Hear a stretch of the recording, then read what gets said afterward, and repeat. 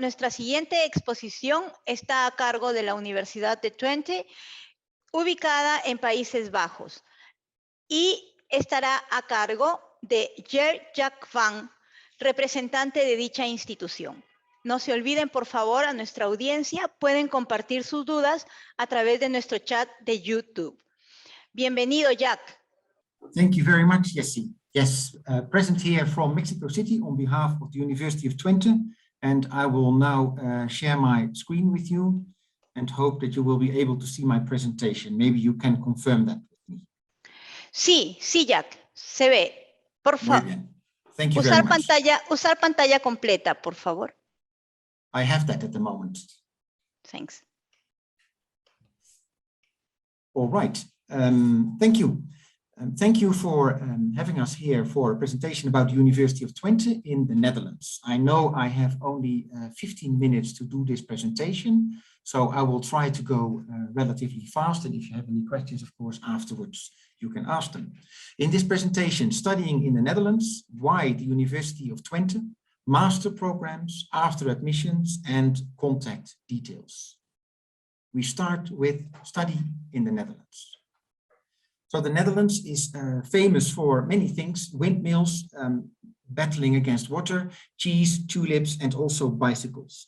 Always a nice detail about Holland is that we have more bicycles in the country than people. We have about 17 million people and 25 million bicycles. The country is flat, and as a result, it is the best way to go from one place to another, especially because in cities, things are relatively close by. So looking at the Netherlands, here you see Enschede, and Enschede is in the east of the Netherlands, and we always call Netherlands the gateway to Europe. Our airport, Schiphol, has connections with all major airports in the world actually, but also within Europe, of course. And here with some facts about Holland. So the Dutch people, we are traders from origin, which makes us a very international country. We have always depended very much on countries like Germany, France, and the UK, and therefore we also speak in general several languages. Number one proficiency index in the world. So this means that we are the number one in the world when it comes to speaking English. The highest number of highest percentage is about 95% that speaks English. So also when you go out in the street, there is no problem at all, and all our education is in English. The quality of the education is very high.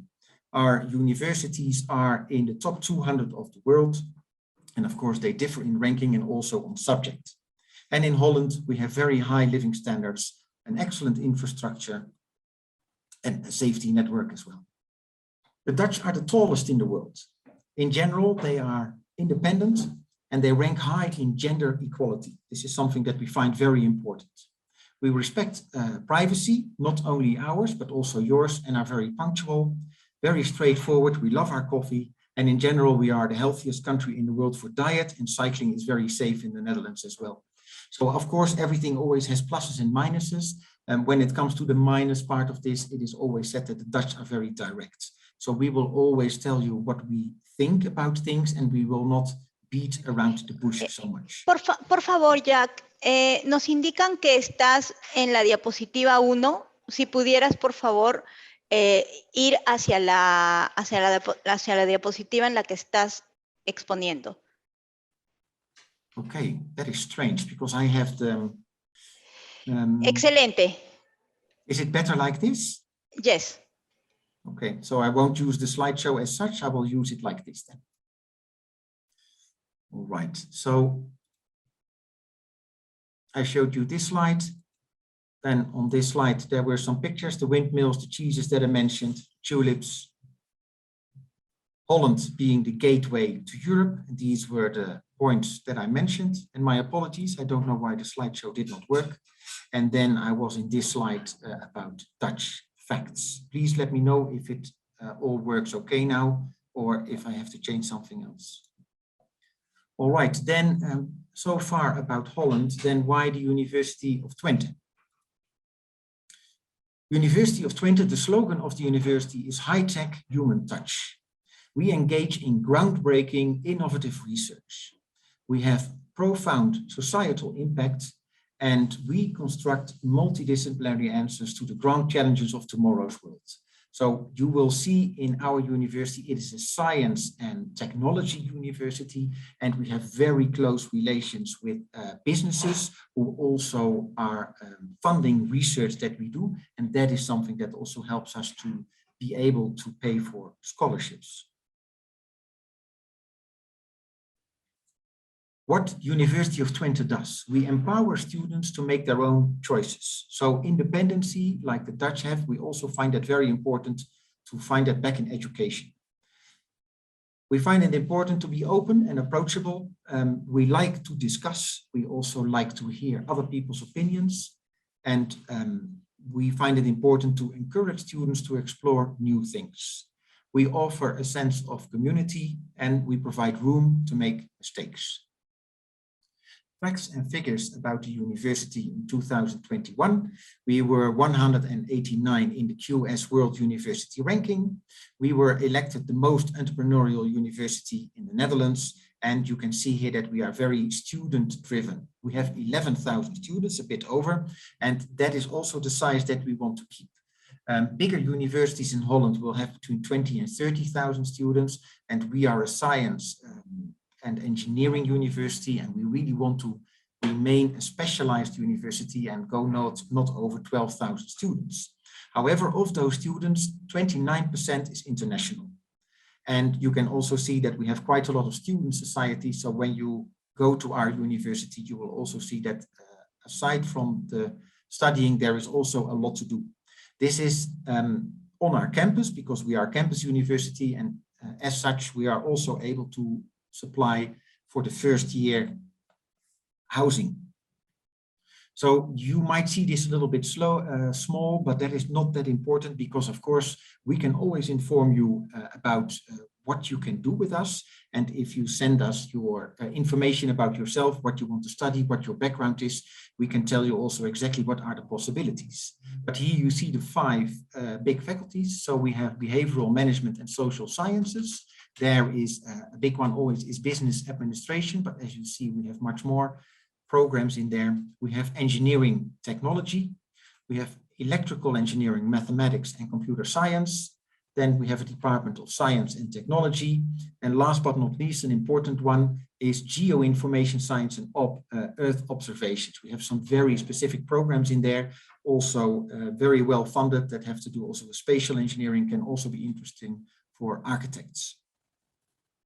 The structure of the master programs. So if you look at business programs and more the social science programs, they are all 1 year, and most science and engineering programs are 2 years for a master. So if you are in the 1 year master, it is 60 credits per year. You have compulsory courses, elective courses, and a master's final project. And if you do a 2 year master's, in the first year, you will do the compulsory courses. Then you will do your specialization and elective courses. Then you have an internship, and that is something very specific and in close cooperation, of course, with businesses. And then you have the master's final project. So everything is more smeared out over a longer period of time. The master's program choices. So you have a personal program here that I'm going to talk about, and requirements. So first you choose your master program. Then within that master program, you choose your specialization. And then within the specialization, you choose electives. It is important that you find an internship position and that you find an interesting master's thesis. Then the requirements for you as a student are that you are very proactive, that you are willing and able to communicate and to discuss with other people, are able to express your opinion, etc. And also very important is that you are good at planning. The master courses are relatively intense. You will see that the level of study is simply different than in the university that you have done so far. And it is very important that you learn independently how to plan for your study. So a teacher will not so much take you by the hand and guide you through the process step by step, but he will simply say, this is the goal, I am here to help you, but let me know if you need your help. And these are the steps that you should take. So it is much more about independent learning. And you can also, let's say, exactly make the master as you want it to be, because you understand that within the master program you have your specialization and then electives, so that makes it very personalized. During the courses there is help for you, so even though it is very independent, there is definitely help for you. You have a program mentor, you have an internship coordinator, then you have a thesis supervisor, and there is also the study counselor advisor. So these people are all there for you to approach, but again, the initiative to ask for help and to make sure that you make the right progress in your study, that is with you. Admission requirements. Diploma required for admission is a 4-year bachelor degree with a final cumulative grade point average of at least 14 out of 20, so 70%. If you want to apply for a scholarship, you will see that for a scholarship you will need at least 80–85%. Specific requirements may apply to individual programs, of course, so this is a generic. Then the English language certificate, IELTS 6.5, TOEFL, internet-based, the IBT of at least 90, and also the Cambridge KC is allowed to be able to enter.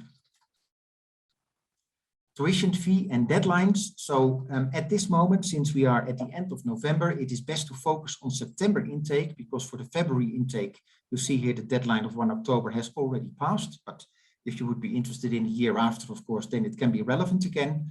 But for the September intake, the deadline is the 1st of May. It is, however, important to realize that the first scholarship deadlines are the 1st of February. And therefore, you need to be admitted to the program to be able to apply to the scholarship. And therefore, it is important to realize that you can best apply before mid-December already. So literally, for the first round of scholarships, the best thing to do is to apply within a couple of weeks. And of course, we are very happy to help you with your application. Scholarships on our website, and you see here the link to it. On our website, there is a scholarship finder. You can simply select indeed that you are from Peru, level of study and the program, but there are 2 important scholarships to mention, and I've mentioned those here in gray. The first one is the University of Twente scholarship, which is a scholarship of between 3,000 and 22,000 euros. So if you get the 22,000 euros, that is practically a full scholarship. Only for the best students and very motivated students, but they do exist. And here you see the deadline 1st of February and 1st of May. So there are 2 rounds for this scholarship. And in the first round, you will get a result. From the first round, you will get a result already in April. And people who are not selected in the first round, but might still be eligible, automatically go into the second round. This is also a reason why I always say it is best to go for the first round and to be one of the first to apply, to also know earlier if you get the scholarship or not. The second scholarship that is available is the Holland Scholarship. This is an amount of 5,000 euro. The deadline is the 1st of February, and you are able to combine scholarships at the University of Twente. So when you receive one, it does not mean anymore that you cannot get the other. You can apply to all the scholarships that are available, because departments also have scholarships, and you are able to have them next to each other, as long as, of course, as you are not making money. So studying in Holland at the University of Twente will cost about 24,000 euros for a full year, tuition fee plus living cost. So that will be the top of your scholarship that you can get. After admission, so services for international students, housing, insurance, introduction days, support, and you can learn Dutch. So this is just to show you that there is a lot of support after you have been admitted. And here on the right of this slide, you can see the cost of living per year. So for housing, about 5,500 euros is calculated, books and supplies 600, to have a bank account in Holland 50 euros, buy a second-hand bicycle, transportation by train to other cities. Then there is insurance, and for the visa you pay a one-off of 192 euros. The most important here is at the bottom, and that is in total to live. The cost of living a full year in Holland is set on 10,800 euros at this moment. So this has been set by the government. This is a requirement for you to be able to get your visa, and it is 900 euros per month, and that times 12 months is 10,800 euros. University is very student driven.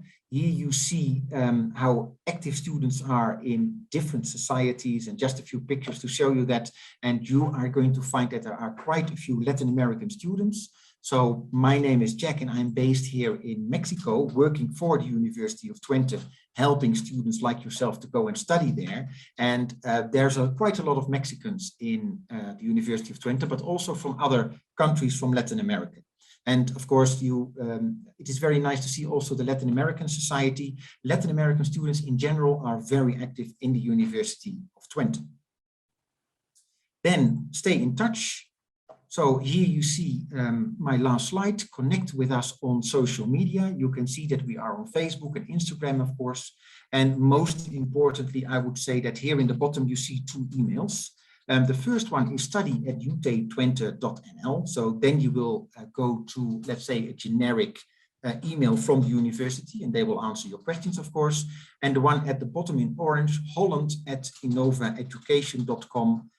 That is us ourselves. And to quickly tell you about that, we represent 5 universities in Holland, and we help you to go and study there. No cost or obligation, because the universities pay for the service that we give you. The main thing is that your documents are perfectly in order. You need to have your degree certificate and your degree transcript translated. And we help to make sure that before you translate it, that you have the right document, that everything is perfectly in order. And then there are motivation letter, course descriptions. For Twente, not for all courses, you need reference letters. Sometimes just to have the referee, his contact details, etc. is enough. And of course, we help you gladly with to meet all the requirements and to check all your documents, English certificates, everything included. So if you would like that help, you can write to us at the email that you see here in the bottom. Thanks for your presentation, Jack. This information is important for our public.